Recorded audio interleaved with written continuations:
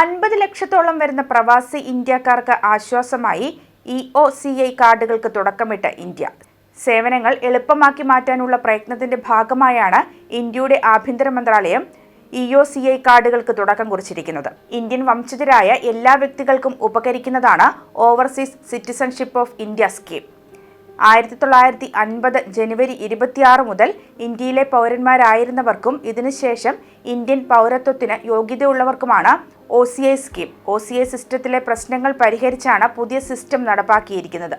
50 ലക്ഷത്തിലേറെ OCI കാർഡുകാർക്ക് ഈ system ഉപകാരപ്രദമാകും. സമ്പൂർണ്ണമായി digital സേവനത്തിലേക്ക് മാറുന്നതോടെ EOCI card നേടുന്നതും എളുപ്പമാകും.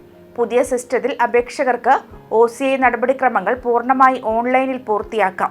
അപേക്ഷ സമർപ്പിക്കുന്നത് മുതൽ അനുബന്ധ രേഖകൾ അപ്ലോഡ് ചെയ്യാനും അപ്രൂവൽ കിട്ടുന്ന മുറയ്ക്ക് കാർഡ് ഡൗൺലോഡ് ചെയ്യാനും കഴിയും. നിലവിൽ കാർഡുകൾ ഉള്ളവർക്ക് ഭൂരിപക്ഷം കേസുകളിലും EOCI കാർഡ് ഡിജിറ്റലായി നേടാം. ഇതിന് പുതിയ അപേക്ഷയോ ഫിസിക്കൽ വെരിഫിക്കേഷനോ ആവശ്യമില്ല. 20 വയസ്സിന് ശേഷം പുതിയ പാസ്പോർട്ട് ലഭിക്കുമ്പോൾ OCI ബുക്ക്ലെറ്റ് വീണ്ടും നേടണമെന്ന നിബന്ധനയും ഇപ്പോൾ ഒഴിവാക്കിയിട്ടുണ്ട്.